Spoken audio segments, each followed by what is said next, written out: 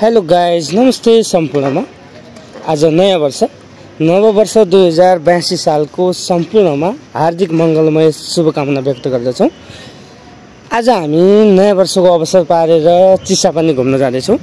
अबको यात्रा चिसापानीतिर। चिसापानी त अब साँझसम्म गयो हो। मिल्छ कि भनेर यसलाई ह्यान्डसम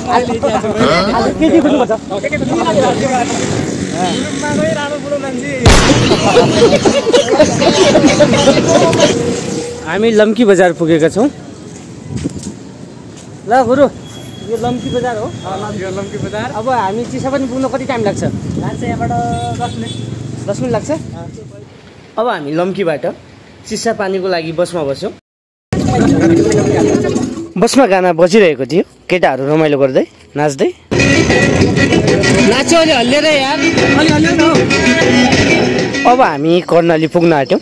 तपाईँहरू देख्न सक्नुहुन्छ कर्णाली नदी। हामी लगभग पुगिसकेका छौँ। यहाँबाट कर्णाली पुल देख्न सकिन्छ। फाइनल्ली हामी चिसापानी पुग्यौँ।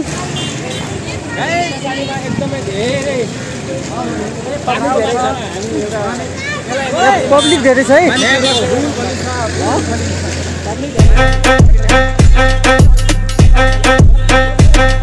कस्तो लागेको छ तपाईँलाई? बाफ्रे,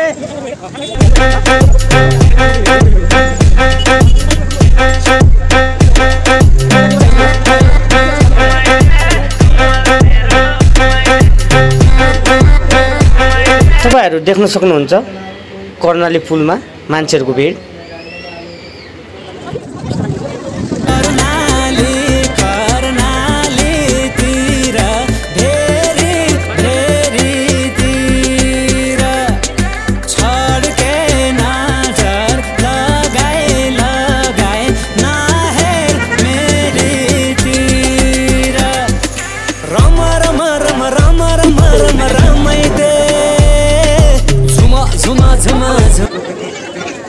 यहाँबाट चाहिँ बोर्डर छुट्टिन्छ। यता पारि चाहिँ लुम्बिनी प्रदेश, हामी यता हाम्रो सुदूरपश्चिम प्रदेश।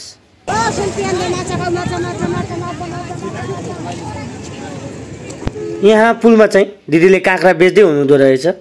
हामी पनि यसो काँक्रा खाइदिउँ भनेर काँक्रा खान गयौँ। काँक्रा हो, काँक्रा खाउनु पर्छ। अब काँक्रा कसरी हो? 20 को एउटा सानो पिसलाई 20 को एउटा हो। खाइदिउँ न त। डिस्काउन्टमा 10% डिस्काउन्ट। कसरी अरे? त्यो सोडा जस्तो छ यार। भलको काँक्रा मिठो छ अरे, लोकल गाउँको। भलको हाई भन्देऊ न। खै आयो भने काँक्रा कस्तो छ?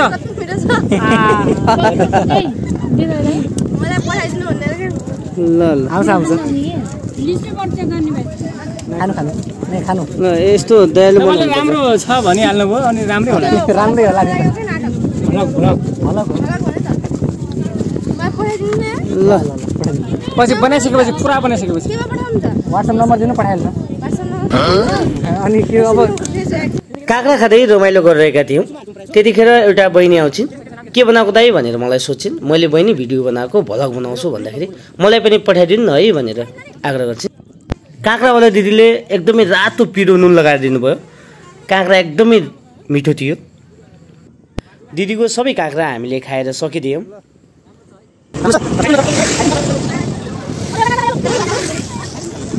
काँक्रावाली दिदी के भन्नुहुन्छ? कतिको व्यापार गरियो त दिदी? यता हेर्नु न, उहाँलाई जानु भयो। लाज किन बाबा?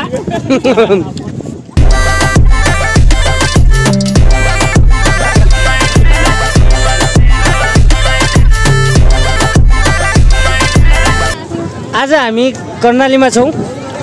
के भन्नुहुन्छ? नयाँ वर्ष 2082 सालको पावन अवसरमा देश विदेशमा छरिरहेका सम्पूर्ण नेपालीहरूमा नयाँ वर्षको हार्दिक मङ्गलमय शुभकामना व्यक्त गर्दछौँ। चिसापानीको पुलबाट हामी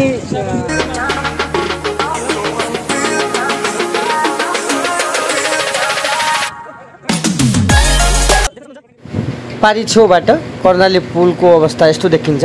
मान्छेहरूको भिड यता देख्न सक्नुहुन्छ। चिसापानीका फलफुल पसलहरू।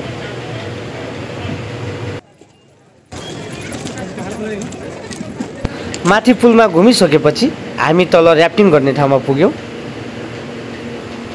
आहा कति सुन्दर ठाउँ छ है, माथि डाँडा तल नदी बगिरहेको। ल फाइनली अब घर फर्क्यौँ हामी हैन, घर फर्क्यौँ चिसापानीबाट। अब घर फर्क्यौँ, हामी चिसापानीबाट बौनी आइपुग्यौँ। चिसापानीमा हामीले नास्ता गरेनौँ किनकि त्यहाँ मान्छेहरूको एकदमै भिड थियो।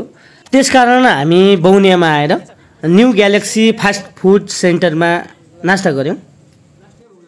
के हो सर, कस्तो छ? टेस्टी कस्तो छ? नास्ता गरिसकेपछि हामी आफ्नो घरतर्फ लाग्छौँ। आजको भिडियो चाहिँ यति नै।